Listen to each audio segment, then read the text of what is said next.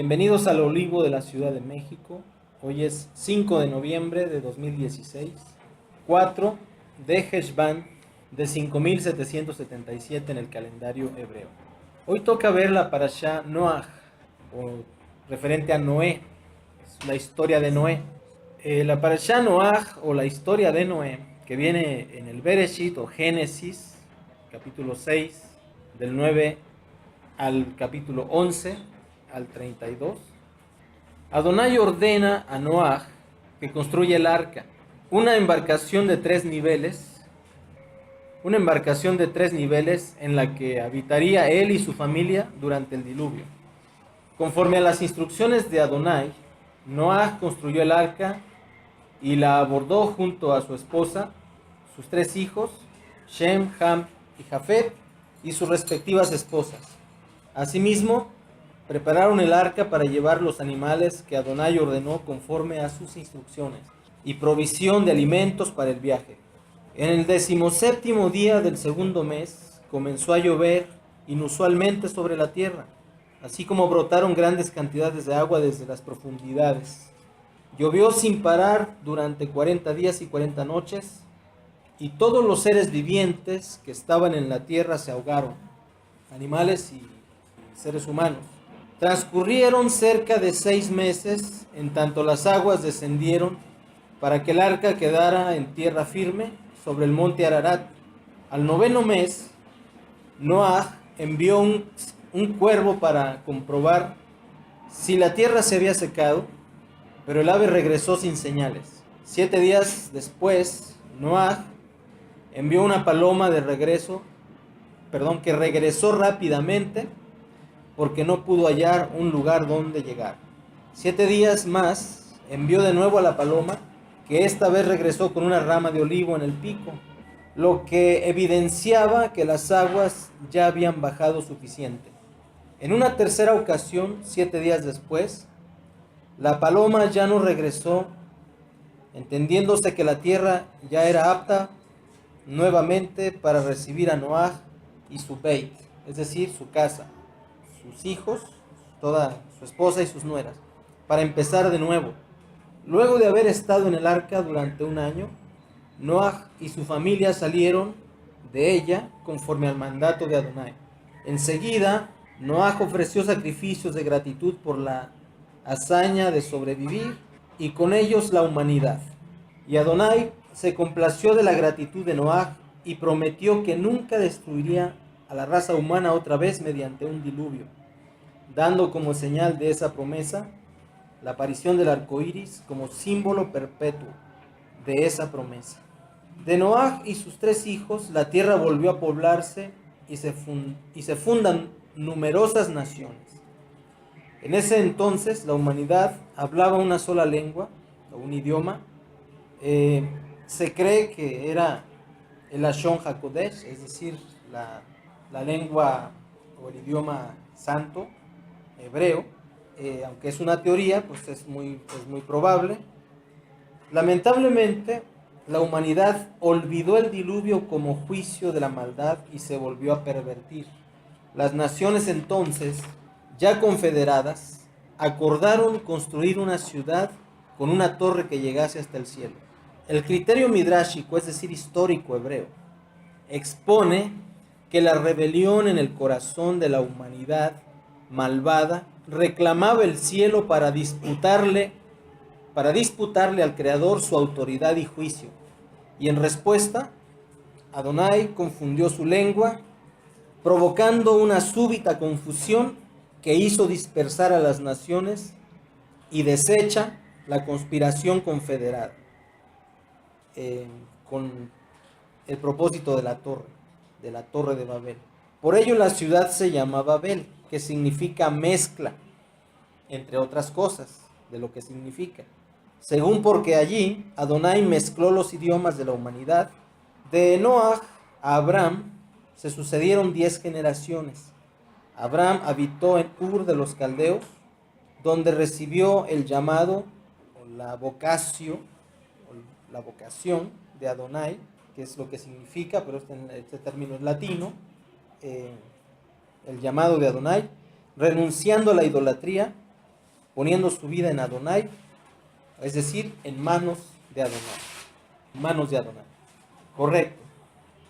Padre bendito, pedimos que tu Ruach HaKodesh, que es la máxima autoridad en este lugar, además de redarguirnos de justicia, de juicio y de pecado, también nos instruya y que tu Shemen, tu unción, nos enseñe, nos guíe a toda Emet, a toda realidad, a toda realeza y a toda sede, a toda justicia. Ok, en el nombre de Yeshua. La secuencia de vencidos a más que vencedores. La semana pasada analizamos nuestra posición como pueblo del Padre, como pueblo de Adonai, en este escenario en el que estamos viviendo, que está descrito en Mateo 24, nada menos que por mismo Yeshua, nuestro Rey, nuestro Salvador. Mateo 24 nos da testimonio de cuando Yeshua advierte del principio de dolores, del estado de la humanidad, un poco antes de que Él regrese y un poco antes de que este siglo, esta humanidad y el mundo llegue a su fin, y al mismo tiempo llegue la culminación y la consumación de la redención por aquel que colgó en el madero y derramó su sangre en Jerusalén, Yeshua nuestro Rey. Por ello, la vez pasada veíamos que no podemos ignorar lo que también mismo Yeshua en el Apocalipsis advierte, que al espíritu de la iniquidad, al espíritu del anticristo, a la bestia, al falso profeta, a ese misterio de la iniquidad, se le dio autoridad y se le permitió hacer guerra contra los santos y vencerlos. Y que estamos viviendo en este momento, y muchas de las veces no estamos conscientes del tiempo que estamos viviendo. Por ejemplo, en este momento, en el Congreso de los Diputados en México, en el Poder Legislativo, se está cocinando una ley que va a prohibir la evangelización pública y va a prohibir que tengamos reuniones devocionales en las casas. Que cualquier vecino puede decir, mis vecinos hacen ruido porque se ponen a alabar y a predicar, y ahí están haciendo algo religioso. Y las autoridades van a tener facultades de llegar a ver aquí qué se está haciendo. Si es algo religioso, necesita un permiso especial. Y quieren encasillar a la obra del anuncio de la salvación en criterios religiosos que ellos han establecido en la ley. Cuando nosotros sabemos que nosotros no predicamos religiones, predicamos la salvación de Yeshua, el que murió en el madero, el que derramó su sangre en la cruz.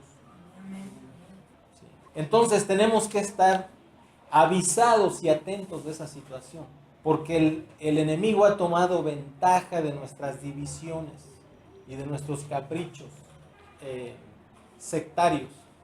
Y el tiempo más difícil para la humanidad ha llegado, pero también el tiempo más difícil para los creyentes ha llegado. Y tenemos que ser prudentes como serpientes y sencillos como palomas. Es lo que dice Yeshua. Sean astutos, prudentes. No no darle lugar al enemigo para que estemos en una posición donde pudiéramos lamentar algún error solamente por nuestra falta de cuidado, por nuestra falta de deber, nuestra falta de atención, nuestra falta de saber cómo hacer las cosas mejor que nunca, mejor que antes. En Mateo 24, 37, vamos a darle lectura para recordar esas palabras de nuestro Mashiach. Mateo 24. Mas como en los días de Noé, así será la venida del Hijo del Hombre. Porque como en los días antes del diluvio, estaban comiendo y bebiendo, casándose y dando en casamiento, hasta el día en que Noé entró en el arca. Y no entendieron hasta que vino el diluvio y se los llevó a todos. Así será también la venida del Hijo del Hombre. Entonces estarán dos en el campo, y uno será tomado y el otro será dejado. Dos mujeres estarán moliendo en un molino, la una será tomada y la otra será dejada. Velad, pues, porque no sabéis a qué hora ha de venir vuestro Señor. Pero sabed esto, que si el padre de familia supiese a qué hora el ladrón habría de venir, velaría y no dejaría minar su casa. Por tanto, también vosotros estad preparados, porque el Hijo del Hombre vendrá a la hora que no pensáis. ¿Quién es, pues, el siervo fiel y prudente, al cual puso su Señor sobre su casa, para que les dé el alimento a tiempo? Bienaventurado aquel siervo al cual, cuando su Señor venga, le halle haciendo así. De cierto os digo que sobre todos los bienes le pondrá, sobre todos sus bienes le pondrá. Pero si aquel siervo malo dijere en su corazón, mi Señor tarda en venir, y comenzare a golpear a sus consiervos, y aun a comer y a beber con los borrachos, vendrá el Señor de aquel siervo en día que éste no espera, y a la hora que no sabe, y lo castigará duramente, y pondrá su parte con los hipócritas. Allí será el lloro y el crujir de dientes. ¿A quién le está hablando aquí? ¿A la gente que no le conoce a él? No, le está hablando a sus siervos, a nosotros. Nos está diciendo que no entremos en disputas ni en escándalos, en a ver quién tiene el mejor modo de predicar o de enseñar o qué sé yo. Que si yo digo así, que si yo digo así. No, no, no, no. Él está diciendo, pónganse de acuerdo y sean sensatos, porque como en los días de Noé, así será la venida. ¿Qué había en los días de Noé? La característica es que la tierra estaba llena de violencia. Y no solamente la violencia esa que sale en el periódico, sino que se habían violentado los principios de la creación, los principios de la convivencia, los principios del matrimonio, los principios con que debe funcionar bien la vida sobre la tierra. Violentar un principio es ya violencia. Si nosotros escuchamos, hace unos 25 años se puso de moda el reclamo por la violación de los derechos humanos, ¿sí? Y lo que no decían era que se trataba de los derechos humanos que los hombres impíos reconocen, no los que el Padre Eterno diseñó. Eso sí está violentado, más que nunca. Y la comunidad humanista ha hecho una cápsula donde ha hecho su propia concepción de derechos humanos que no les sean violentados. Pero a esos no son a los que nos referimos nosotros, sino, sí reconocemos los derechos humanos, por supuesto. La Escritura los reconoce en el versículo más famoso de la Biblia, porque de tal manera amó el Creador al mundo, a su creación, al hombre, que ha dado a su Hijo unigénito, para que todo aquel que en él crea no se pierda, mas tenga vida eterna. Ese es el reconocimiento declarado más patente que puede haber en la Escritura, de que el primero en respetar los derechos humanos es el Creador, pero de acuerdo a cómo fue diseñada la creación, no de acuerdo a cómo los impíos quieren ser respetados, ¿sí? Y un día le dijo el Creador a Adán, aquí está la creación, tú eres el emperador de este mundo, solamente tienes una libertad, a lo que los teólogos o los académicos llaman el libre albedrío. Y el Padre advirtió, el día que comieres del árbol de la ciencia del bien y del mal, de cierto, muriendo morirás. Se lo dijo. Y le dijo la mayor recomendación de manera clara, que iba a morir si comía de ese árbol. Y Adán pasó por alto la advertencia y, ejerciendo su derecho, tomó del fruto del árbol de la ciencia del bien y del mal, comió y murió. Murió en el proceso que el Padre le había advertido, y esa muerte fue transferida a toda la humanidad. Ya sabemos esa historia. Sin embargo, una vez Adán, que estaba caído, llega y le dice, maldita será la tierra por tu causa. Pero también le da una promesa. A Satanás, al engañador, le advierte que va a venir un redentor que le va a aplastar la cabeza y que le sería el redentor de la simiente de la mujer, es decir, de un hombre nacido de mujer. Por lo tanto, así como el Padre dio el derecho a equivocarse a Adán, también le dio el derecho de redimirse, el derecho de la redención. Y ese derecho es el que Yeshua ganó para nosotros y es el que nosotros proclamamos desde aquí. Y lo que Yeshua dice es: escudriñad las Escrituras, porque en ellas os parece que tienen la vida eterna, y ellas son las que me dan a conocer a Él. Por eso escudriñamos las Escrituras. Ok. La vez anterior vimos el contexto de nuestro escenario lamentable. La vez anterior lamentamos nuestra posición en esta era de la historia. Ok, tenemos un contexto profético, histórico, y vivimos en medio de un conflicto.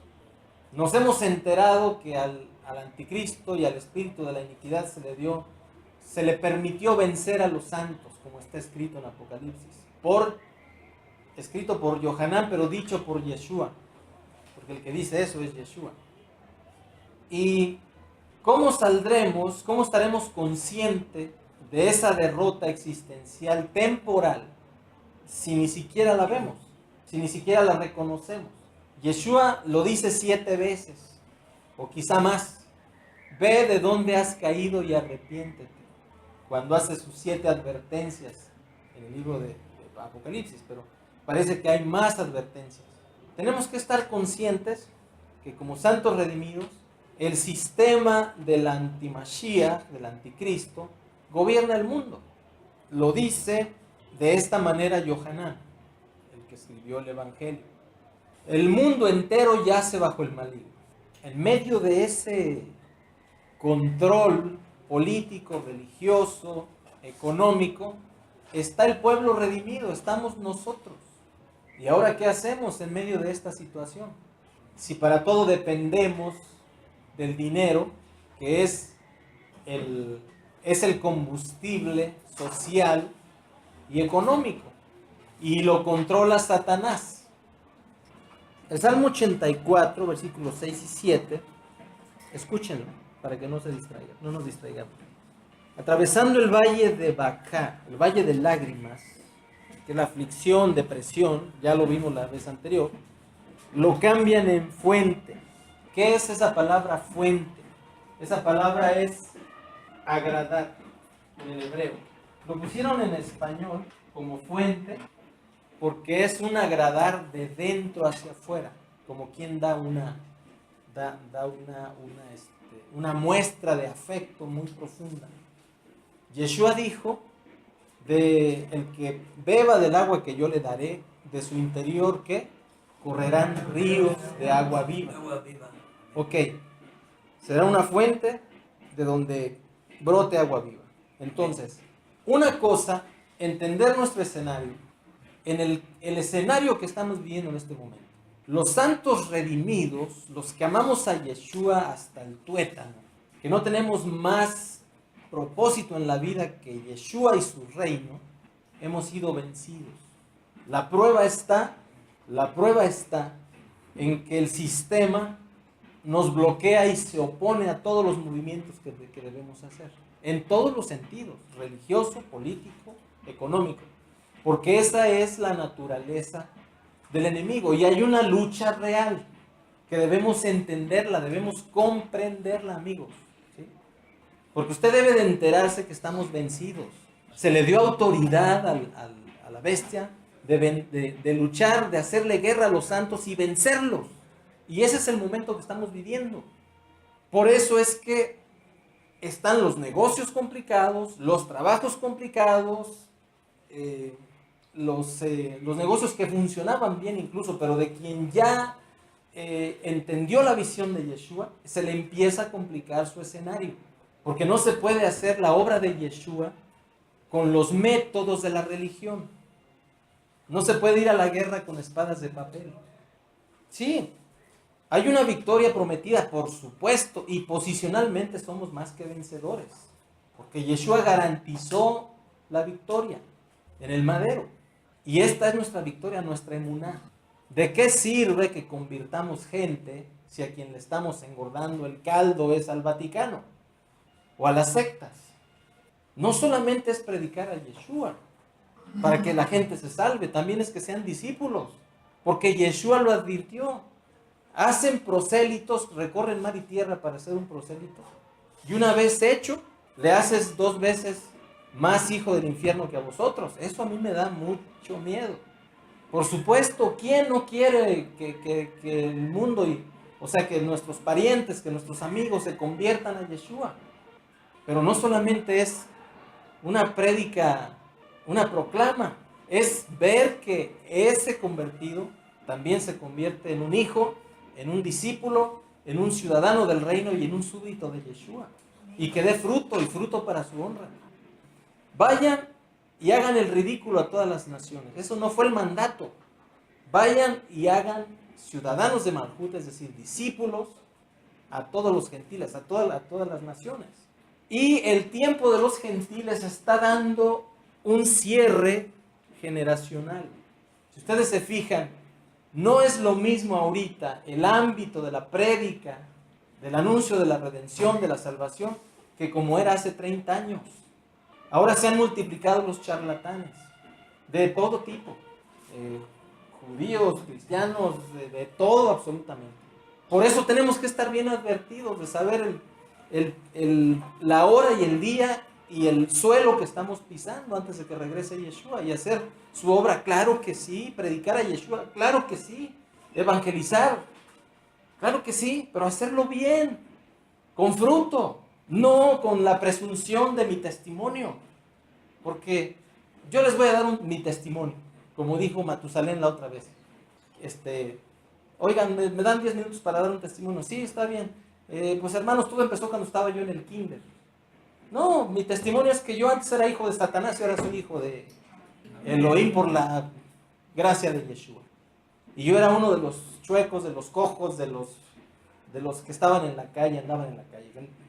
Que no está escrito. Vete, mira, si los sensatos no quieren entender el mensaje, vete por los cojos, los chuecos, los ciegos, por esos y fórzalos a entrar. Yo era uno de esos. Ya di mi testimonio. Sí. O sea, no, amigos, ya, eso ya pasó. Qué bueno que tengamos un testimonio. Ahora necesitamos el testimonio de ser ciudadanos de Malhut, que damos fruto, que predicamos con el hecho de caminar por la calle como lo hacían los Sheliachot hace 2000 años. Que donde iba caminando Simón Kefa, la gente se sanaba sin decir una palabra. Que Saulo de Tarso no podía ir a ver a no sé quién que estaba allá, que le dio una riuma, dijo, a ver, pues llévense mi pañuelo y pónganselo ahí en la riuma, y se sanó. Tenemos que regresar a eso. ¿Me explico? Como un don que llega con autoridad, con poder, con geburá. Pero tenemos que reconocer de dónde hemos caído como fanáticos, como necios, creyendo que somos la última Coca-Cola del desierto cada quien, pero que no tenemos fruto suficiente para nosotros mismos, para nuestra casa, los de nuestra casa y nuestros vecinos. Esa es la regla que Yeshua dijo. Jerusalén, mi casa. Todo Judea, mis parientes. Samaria, mis vecinos. Y hasta lo último de la tierra, todos los demás. ¿Cómo van a creer en Yeshua nuestros vecinos o aquellos a quienes les predicamos? Y lo que ellos no quieren es habladores de Yeshua, quieren hacedores de la palabra. Con nuestro testimonio, mucha gente. Exactamente. ¿Y a qué le llamamos testimonio? ¿A un relato de 2 horas de una novela de nuestra historia? No. El testimonio de que Yeshua vive en nosotros.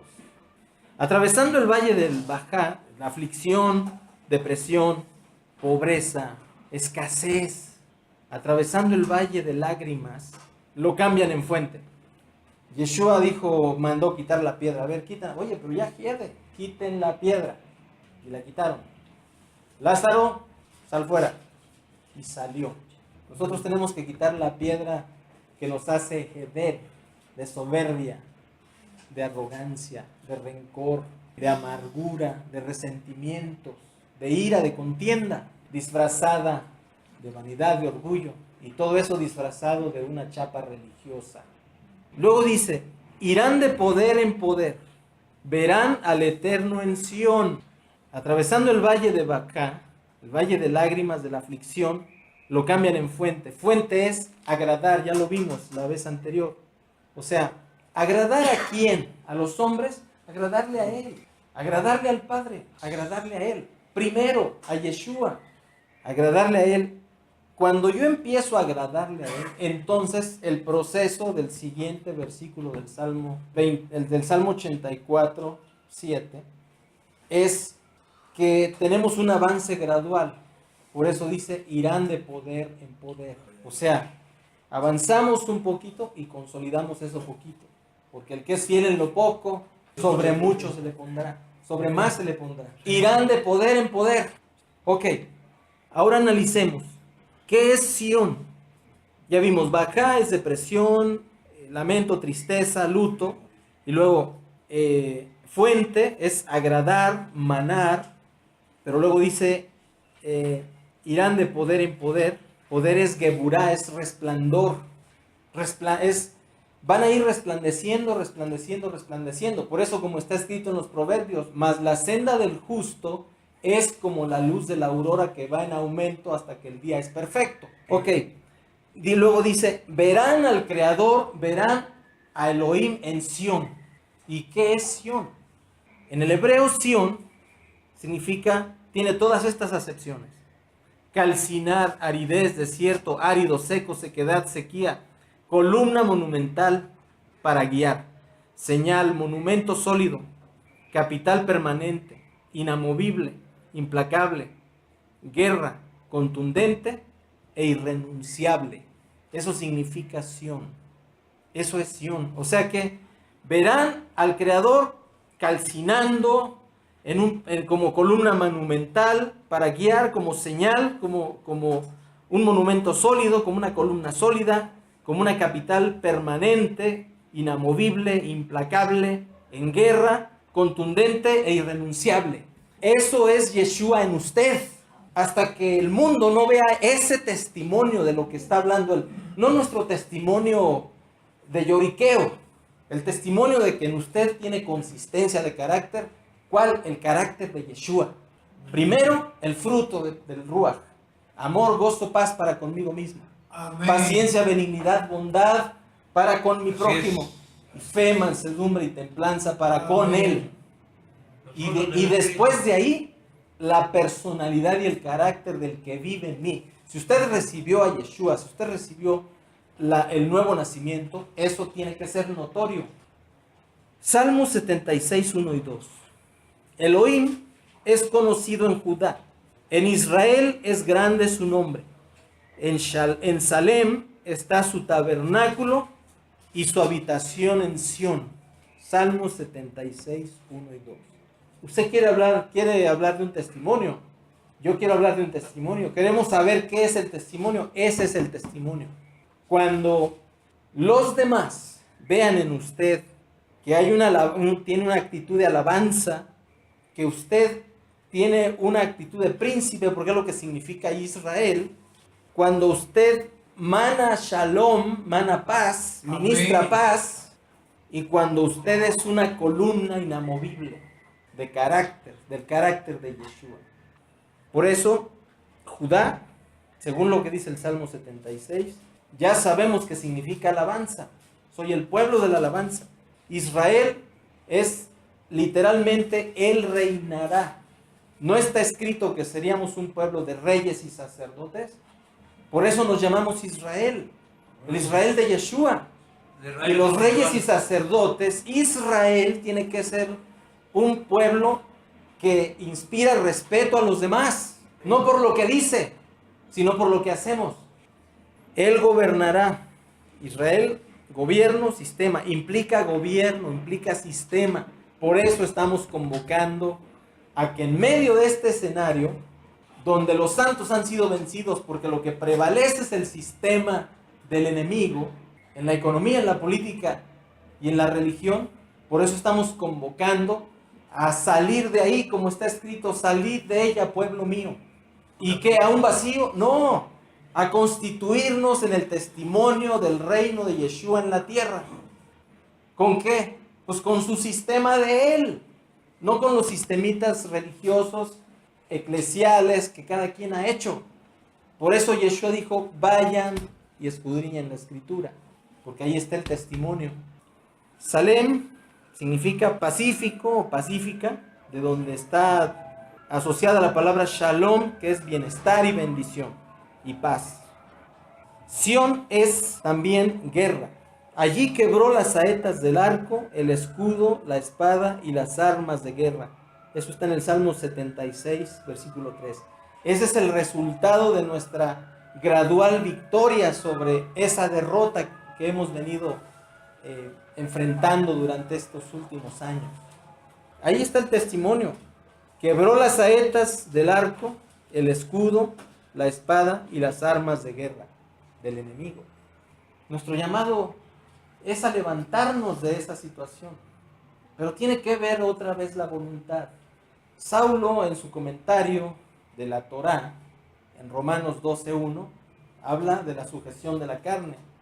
Tenemos que desechar al viejo hombre, alguien lo dijo aquí, y es eso, sujetar la carne, desecharlo al viejo hombre que está viciado, conforme a los rudimentos del mundo. Pero también en Romanos 12:2, Saulo explica la necesidad de no conformarnos a este mundo. Que literalmente dice, no os conforméis a este mundo, sino transformaos por medio de la renovación de vuestro entendimiento, para que comprueben cuál sea la buena voluntad de Elohim, agradable y perfecta. Bueno, agradable y perfecta. 30, 60 y 100 por uno de fruto. ¿Comprende? Por tanto, ahora mismo, en medio del escenario mundial donde el misterio de la iniquidad gobierna con su sistema nimrótico, escuche bien esto, es decir, con el mismo criterio de Babel, recordamos lo que está en Génesis 11:4, y dijeron, vamos, edifiquemos una ciudad y una torre, cuya cúspide llegue al cielo, y hagámonos un nombre por si fuéremos esparcidos sobre la faz de toda la tierra. Ese criterio, ese principio de rebelión contra el Creador, es el que sustenta el control del mundo hasta la fecha. Por eso en cada ciudad, de cada capital de cada país hay una Secretaría de Relaciones Exteriores, porque es la evocación de esa torre por si fuésemos esparcidos. ¿Quiénes? Los rebeldes, los hipócritas, los homosexuales, los hechiceros, los herejes. El código de Nimrod, no sé si ustedes se han fijado, H puerto de tal ciudad, H congreso, H consejo, H aquí, H allá, H más allá. La palabra honor hace 300 años no se escribía con H, los que hemos visto un poquito el idioma español, pero luego le agregaron la H porque es un código, y ese código significa hechiceros, herejes, homicidas, homosexuales y quizás se me escapa algún otro que ya dije, hipócritas. Eso es lo que le repateaba a Yeshua cuando veía a los fariseos y a los saduceos y a los herodianos. Por eso se enojaba tanto, porque ellos representaban ese sistema del código H. Claro, nosotros lo entendemos como el código H ahora, pero son las mismas cualidades del carácter de los rebeldes que han despreciado al Creador y han despreciado a su Mashiach hasta la fecha.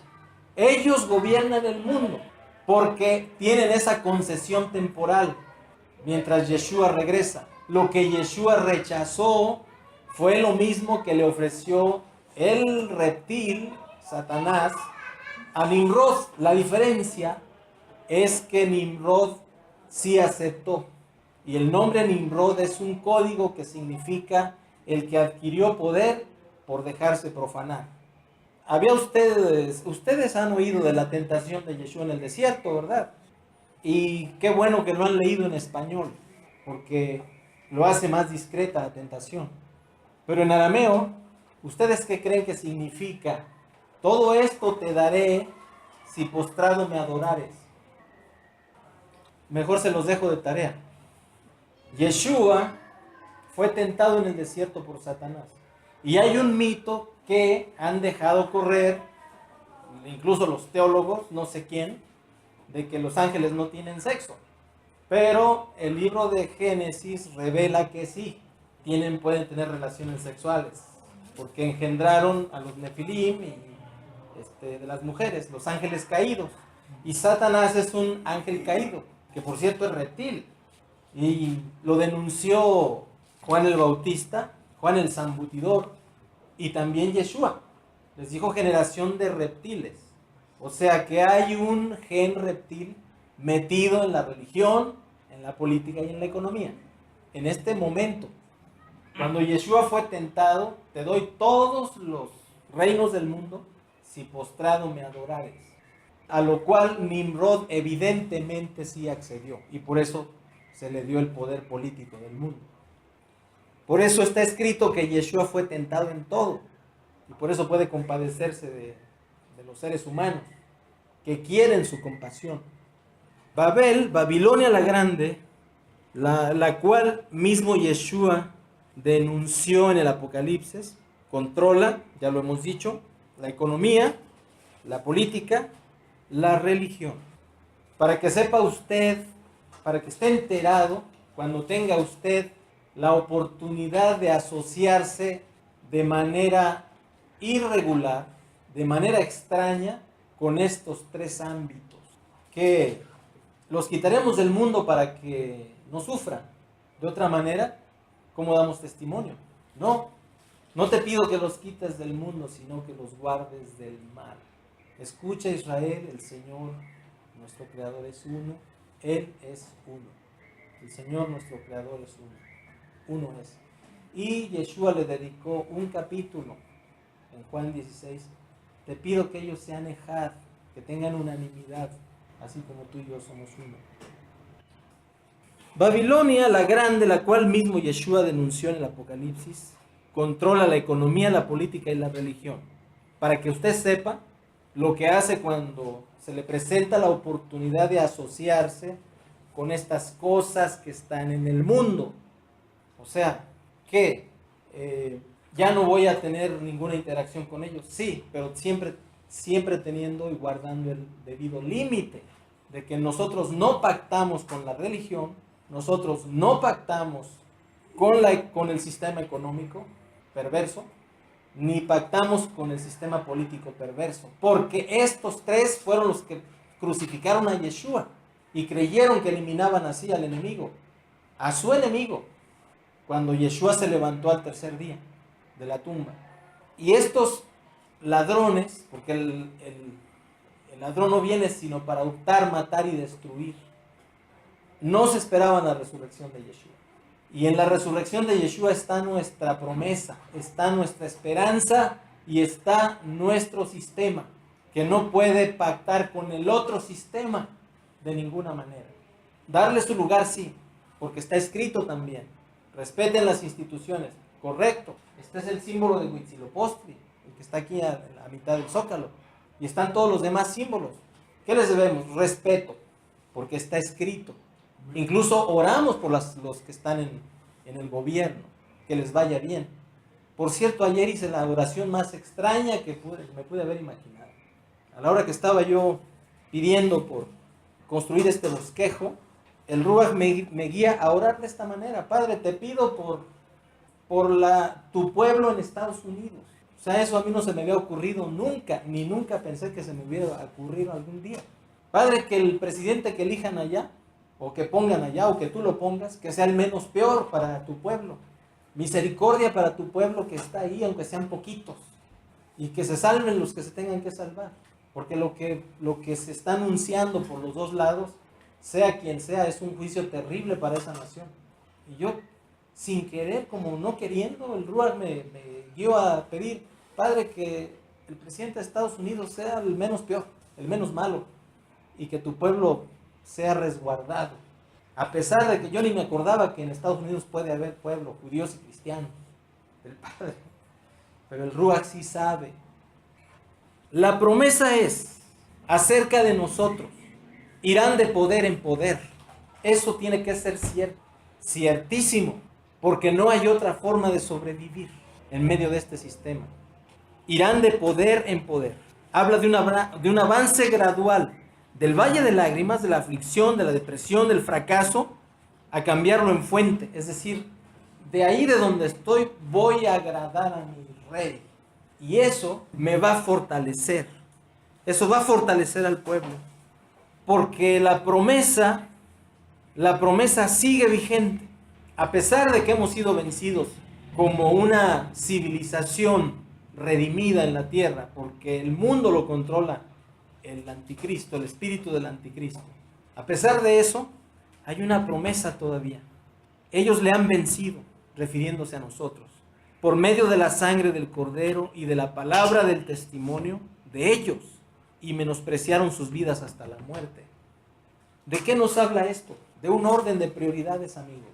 Un orden de prioridades en nuestra vida. Yeshua lo dijo, mas buscar primeramente Malhut, mas buscar primeramente el reino de Elohim y su justicia, el reino del Creador y su justicia. Y todo lo demás será añadido. Pero cuando nuestra prioridad es asegurar nuestras comodidades humanas y olvidamos la visión de Yeshua, entonces necesariamente quedaríamos cautivos a merced del otro reino. Aunque seamos salvos. Hay gente que puede ser salva, pero no disfrutar una sola de las bendiciones sobre la tierra, porque mi pueblo perece porque le faltó conocimiento. Hay gente que es salva, pero que nunca vio una bendición en su vida. ¿Por qué? Porque no tuvo la prioridad de darle de conocer la Escritura, de conocer cómo se agrada al Padre y de conocer cómo se camina siendo un creyente sobre la tierra. Más allá de ser hablador del Evangelio o de Yeshua. El Padre quiere que seamos hacedores y no solamente oidores. Porque está escrito, Apocalipsis 17:14, pelearán contra el Cordero. La lucha no se ha terminado. Viene más fuerte cada día. Pero la promesa es, pelearán contra el Cordero y el Cordero los vencerá porque Él es Señor de señores y Rey de reyes. Y los que están con Él son los llamados, los elegidos y los fieles. Y Yeshua dijo, muchos son los llamados, pero pocos los elegidos, pocos los seleccionados. Así es de que tenemos que ver en dónde estamos parados. En dónde estamos parados y qué estamos predicando. Podemos estar hablando presumiendo mucha palabra. Podríamos hacer eso. Podríamos estar haciendo eso, pero nuestra vida no da testimonio de nada. Más que de un triste fracaso. No está escrito, el que no puede gobernar su casa, tampoco la nación del Señor podrá gobernar. Ciudadanos súbditos con cualidades de Malhut. Qué bueno que usted ya es salvo, qué bueno. ¿Eso qué? Muchos somos salvos. Por gracia. Por gracia, sí. Pero ahora dígame si usted es progresado por gracia. ¿Qué imagen tiene de usted? Usted, ¿qué imagen tiene de usted? Sus hijos, su esposa, sus vecinos. Yo convertirme a eso, para convertirme en ese no, muchas gracias. Comprende de lo que se trata, amigos. Nuestro testimonio debe ser integral, todo. O sea, no distinguimos ni una mano de la otra, dice la Escritura a veces. O sea, pelearán contra el Cordero y el Cordero los vencerá. ¿Dónde está el Cordero ahorita? Ya sabemos que Yeshua está en el cielo personalmente, en persona, valga la redundancia. Ya sabemos que Yeshua está ahí arriba. Envió al Ruach, pero aquí abajo, ¿quién le representa a él? Nosotros. El Ruach es el secretario de relaciones, pero los hijos de Elohim, los coherederos, los Ajim de Yeshua, los que tenemos la misma naturaleza que él, porque resucitó de los muertos y ese mismo poder está en nosotros. Entonces el Cordero debe dar la batalla desde aquí, en usted, a través de usted, a través de mí, a través de la nación. Y los que con él están son los llamados, los escogidos, o sea, los seleccionados, los llamados, los seleccionados y los fieles. Pero esas personas de las que habla aquí, es muy fácil decirlo, pero habla de gente con cualidades. ¿Qué cualidades? Vamos a verlas. Vamos a leer el Salmo 15, porque ahí están parte de esas cualidades. Y pues prácticamente el Salmo 15 es el espejo de Yeshua. Ese espejo tiene varios ángulos y vamos a observar lo que dice ahí. Es usted escogido, qué bueno que lo seamos. Amén. Ahí va. Adonai, ¿quién habitará en tu tabernáculo, es decir, en tu presencia? ¿Quién morará en tu monte santo? O sea, Sión es el monte santo. ¿Quién será sólido como ese? El que anda en integridad y hace justicia y habla verdad en su corazón. El que no calumnia con su lengua ni hace mal a su prójimo, ni admite reproche alguno contra su vecino. Aquel a cuyos ojos el vil es menospreciado, pero honra a los que temen a Adonai. Por eso Yeshua a los altivos los despreciaba, pero veía un corazón sincero como el de, si mal no recuerdo, Natanael, y dijo: he ahí un verdadero israelita en el cual no hay Jacob, no hay engaño. Dice, el que aún jurando en daño suyo, no por eso cambia. ¿Qué significa eso? Que no, yo no me meto en la obra más allá porque ya no me conviene. Pierdo pues mi posición, mis ventajas, pierdo dinero, pierdo esfuerzo, pierdo tiempo. ¿Qué ando haciendo ahí? Mejor me quedo cómodamente haciendo que me entretengan en una congregación y me diviertan ahí y ya. Y sigo con mi vida rutinaria. Sumándose al regreso de los domingueros, luego de pasar un maravilloso día y seguir una vida así. Ok. El que aún jurando en daño suyo, no por eso cambia. ¿Cuántas veces ha pasado de, híjole, yo dije esto, híjole, me comprometí a esto? No, pues me voy a dar la sacada, porque está dicho que si quedaste enrolado como esto, pues date la sacada. Pero aquí en el Salmo te está diciendo, aquello es válido quizá, pero aquí está diciendo, no, el que ni aún jurando en daño suyo propio, no por eso se rinde, no por eso cambia, no por eso va a tener doble ánimo. ¿Cuánta falta nos hace aquello que era de oídas en los años 70, que los hombres valían por su palabra, quien su dinero no dio a usura, ni contra el inocente admitió cohecho? El que hace estas cosas no resbalará jamás. Y así muy discretamente vamos a ver el otro ángulo del espejo que está en Salmos 24. De Adonai es la tierra y su plenitud, el mundo y los que en él habitan, porque él la fundó sobre los mares y la firmó sobre los ríos. ¿Quién subirá al monte de Adonai? ¿Y quién estará en su lugar santo? El limpio de manos y puro de corazón, el que no ha elevado a su alma a cosas vanas, ni jurado con engaño. Él recibirá bendición de Adonai y justicia del Elohim de salvación. Tal es la generación de los que le buscan, de los que buscan tu rostro, oh Creador de Jacob. Alzad, oh puertas, vuestras cabezas, y alzaos vosotras puertas eternas, y entrará el Rey de Gloria. ¿Quién es ese Rey de Gloria? Yeshua, el fuerte y valiente. Yeshua, el poderoso en batalla. Alzad, oh puertas, vuestras cabezas, y alzaos vosotras puertas eternas, y entrará el Rey de Gloria. ¿Quién es este Rey de Gloria? Yeshua de los ejércitos, Yeshua Sabaón. Adonai Yeshua Sabaón. Él es el Rey de Gloria. Miren, este salmo está hablando de nosotros previo a su venida. Esto está conectado con Apocalipsis, donde dice: por cuanto has guardado mi palabra y no has negado mi nombre, aunque tienes poca fuerza, yo te guardaré de la hora de la prueba que viene para probar al mundo entero.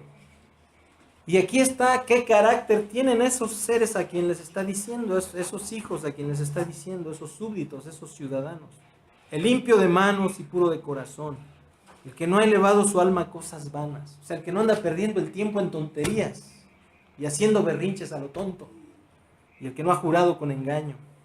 Él recibirá bendición de Adonai y justicia del Eterno de salvación. Tal es la generación de los que le buscan. Habla de una generación. Esa generación somos nosotros. Por lo tanto, el Ruaj está demandando que nosotros llenemos esta estatura de hijos, de siervos, de ciudadanos del reino de Yeshua y de súbditos de él. ¿Saben qué es un súbdito? Es aquel que se parece a su rey y que todo el mundo lo reconoce. Por eso es un súbdito. Porque en cómo es el súbdito está el prestigio de su rey. La advertencia. La advertencia. La Escritura nos habla, después de la historia de Noé, empieza con la historia de Abraham. Y nos habla de Abraham el hebreo. ¿Y qué es el hebreo? Significa literalmente el que lo logró. El que pasó el río. Ahí, en una de las acepciones. ¿Qué es el hebreo? Pues el que lo logró. Abraham fue llamado de Ur de los Caldeos, de la idolatría, de ese ambiente de hechicería y de toda esa oscuridad. Y respondió al llamado, como un día lo respondimos nosotros también cuando fuimos llamados por Yeshua. Pero Abraham no fue ajeno a los conflictos que nosotros tenemos ahorita. ¿Sabía usted eso? Abraham y sus conflictos. ¿A qué se debían los conflictos de Abraham? A las voces que estaban a su alrededor. ¿Sí? Y son los mismos conflictos que tenemos nosotros. Para vencer, para lograrlo, para levantarnos, para incorporarnos en la victoria de Yeshua y dejar de ser aquellos de los que habla Yeshua, fueron vencidos, mi pueblo fue vencido. Pero luego dice que repuntamos y dice, y ellos le han vencido por medio de la sangre del cordero, de la palabra del testimonio y menospreciaron sus vidas hasta la muerte. Y luego habla de una lucha continua, pelearán contra el cordero y el cordero los vencerá. El cordero a través de nosotros, ¿sí? Los llamados, seleccionados, calificados y fieles. Ok, ya eso ya lo vimos. Pero tenemos en la vida cotidiana, en lo práctico, a nuestro alrededor, conflictos que atender todos los días, que se deben a las voces que nos rodean y que atentan contra el llamado y contra la obra de Malhut. Ok, ¿cuáles voces? Abraham está rodeado de voces y de amenazas, obviamente. Ok. La primera amenaza que tenía Abraham era Taré, era su papá. Taré aparece con Abraham siempre desanimándolo. Ay, ¿a poco tú crees que vas a...? Ay, ¿cómo se te ocurre? ¿Cómo crees, hombre? ¿Dónde se ha visto? ¿No te está fallando algo? Se me hace que estás desubicado. Esa es la voz de Taré. Y que el diablo trata de reproducir todos los días contra nosotros. ¿Para qué? Para frustrar la obra de Yeshua en nosotros. Cuando ustedes escuchen la voz del desánimo, entiendan que es el demonio que usaba a Taré para desanimar a Abraham. Taré, el papá, lo desanimaba. Y yo creo que no hay cosa peor que le puede pasar a un hijo que sea su papá o su mamá el que lo desanime. ¿No es cierto? Digo, los papás tienen una función en el lado positivo, buena, de bendición, la mamá también. Pero cuando los papás están desubicados y traen un enjambre de mañas que no han sacado y eso se lo quieren aplicar a los hijos, ahí ya valió, como dicen en mi pueblo. Y a veces no solamente es el papá y la mamá, también son los esposos o las esposas. Espíritu de Taré, el que viene para desanimar, el que está ahí como cuchillito de palo. Pero también Abraham, ¿cómo se le ocurre llevar? Le dijeron, vete de tu tierra, de tu parentela. Ah, no, lo primero que hace es, con un tierno corazón, llevarse a su papá, a su hermano y al sobrino. Y eran mañosos hasta la pared de enfrente los tres. Nacor, el hermano, el aj de Abraham. Nacor es un nombre asociado con la envidia, ¿sí?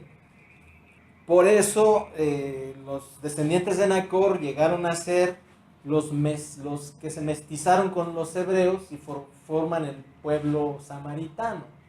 Eso lo explica algo la cosa, ¿sí? Eso es cuestión de revisar la historia y van a dar ustedes con ese hecho, que la genética de Nacor se metió a los hebreos a través de los samaritanos, porque los samaritanos son el resultado del mestizaje entre hebreos, judíos, egipcios, asirios y caldeos. ¿Sí? Ok. Nacor, el hermano, envidiaba a Abraham y le sacaba todo el provecho que podía. O sea, era el que estaba a las caíditas. Ese estaba, a ver, ¿qué va a hacer este? ¿Qué va a hacer Abraham? ¿Qué está haciendo? Ah, pues yo también lo puedo hacer. Ah, Abraham puso su cafetería ahí, pues yo me voy a acercar y aquí para que cuando vengan los clientes, pues también vean la mía. Es Nacor. ¿Y qué necesidad había de que Abraham llevara esa amenaza en vida? Porque Abraham era un hombre generoso, obviamente. Y creía en Abinu, que le había dicho, le había advertido, vete a tu casa y tu parentela. Pero Abraham no lo entendió del todo bien. Y tuvo que enfrentar los errores de esas imprecisiones. Ok. Nacor le sacaba provecho a todo lo que Abraham hacía. De manera a las caíditas, como dice por ahí el dicho. Le sacaba provecho personal por imitación simulada. Abraham decía, bueno, vamos a hacer esto, está bien. Lo vamos a hacer, Abraham, claro que sí. Y él imitaba todo, pero le sacaba provecho. Ya con la jurisdicción propia de él. Ahora sí que de él. Bajo sus propios intereses. No en el proyecto de Abraham. Y Lot, que era el reemplazo de Harán. Harán era uno de los hermanos de Abraham que murió joven. Pero Abraham lo adoptó y lo incluye dentro de sus planes y en el proyecto de vida que Abinu le había prometido. Ok, muy rápidamente. Nacor, el que podía pero no quería, porque ponía primero su comodidad. Cuando Nacor veía que su comodidad estaba amenazada y su estatus social, vamos a decir, su propio estatus, entonces se retraía y dejaba a Abraham solo. En lo que significara provecho para él, Nacor sí entraba. Entonces, Nacor es el envidioso que podía, porque también tenía recursos, pero no quería el llamamiento. El que puede y no quiere. Nacor. Y además, envidioso, ladino, aprovechado, ¿cómo se llama eso? Desleal, de corazón. Convenenciero. Lot, el que quería pero no podía. ¿Conocen ustedes a alguien así? No, es que yo vamos a hacer y vamos a volver y vamos a tornar y písale la cabeza al diablo pero no sale de la misma jaulita ahí donde está, ahí como el ratoncito corriendo en la ruedita esa. ¿Por qué? Porque sus ataduras no se lo permitían. Lot, el que quería pero no podía, el que quiere y no puede. Porque sus ataduras, ¿cuáles ataduras? Pues tenía un corazón muy de mantequilla, muy ligero era de cascos ligeros para el mundo. No se quiso ir a vivir a Sodoma, donde estaba la diversión y el ruido. Y además hay otra cosa que no quisiera decirla, pero la tengo que decir. Porque era un mandilón de marca. ¿Por qué Lot quería ir a Sodoma? Donde estaba el bullicio de la ciudad. Queda en evidencia cuando los ángeles van y lo rescatan y que la mujer de Lot, ¿qué? Miró hacia atrás. Allí estaba el corazón de la mujer de Lot. Por lo tanto, el que tenía a Lot en Sodoma, la que tenía control sobre Lot era la mujer. Y el otro era de mandilón. Que cuando crecieron los rebaños, en lugar de decir, a ver, aquí el que manda es Abraham. Porque nosotros somos su parte de su proyecto, pero él es el patriarca. En lugar de decir eso, oye Abraham, pues ¿cómo hacemos? Pues mira, tus ovejas, tus pastores y mis ovejas. Un momento, espérate. El que llevaba la bendición, que llevaba la batuta, el que llevaba la bandera de Adonai era Abraham. Entonces Lot debió haber dicho, ¿sabes qué? Todos somos tus siervos y aquí se me aplaca todo y todo esto es de Abraham y nosotros también. Como nosotros debemos decir, aquí todo es de Yeshua y nosotros también, todo le pertenecemos a Yeshua, somos propiedad de Yeshua, espíritu, alma, cuerpo, mente, todo. Nuestra casa, nuestras esposas, nuestros hijos, nuestras hijas. Abraham el que quería y podía, el que quiso y pudo, el que lo logró, el que cruzó el río, el que cruzó el Jordán, el que logró la promesa, el que quería y podía porque no tenía intereses personales, sino que hizo suyo el interés de Adonai. En eso consistió la victoria de Abraham, que debe ser el patrón para nosotros, en que no tenemos intereses propios de llevar a cada quien agua a su molino, como dice el dicho. Entender que el molino y todo es de Yeshua. La pregunta, ¿dónde está usted? ¿Dónde estoy yo? ¿Dónde estamos cada quien? ¿Qué voces escuchamos todos los días? ¿La de Taré, el desanimador? ¿La de Nacor, el envidioso? ¿La de Lot, el mandilón? ¿O la de Abraham, el que dice, yo me sostengo como viendo al invisible y la promesa? ¿Qué clase de ciudadano de ser humano es usted? ¿Abraham? ¿Como Lot? ¿Como Nacor? ¿O como Taré? Aquellos no pasaron, el que pasó fue Abraham. Aquellos no aprobaron, aunque estuvieron cerca de la bendición, pero no aprobaron. Abraham el hebreo, el que cruzó, es decir, el que venció. Y ellos, nosotros, le han vencido por medio de la sangre del Cordero, de la palabra del testimonio de ellos, de la palabra con la manera de vivir congruente, y menospreciaron sus vidas hasta la muerte. No tenían intereses personales más que los de Yeshua y los de su reino.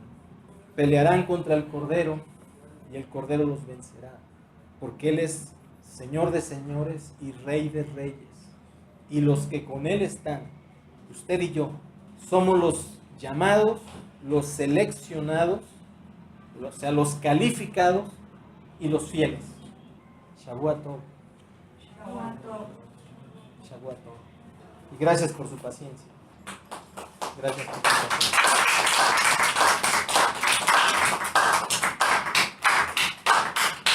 Para la honra de Yeshua, siempre para la honra de Yeshua. Amén.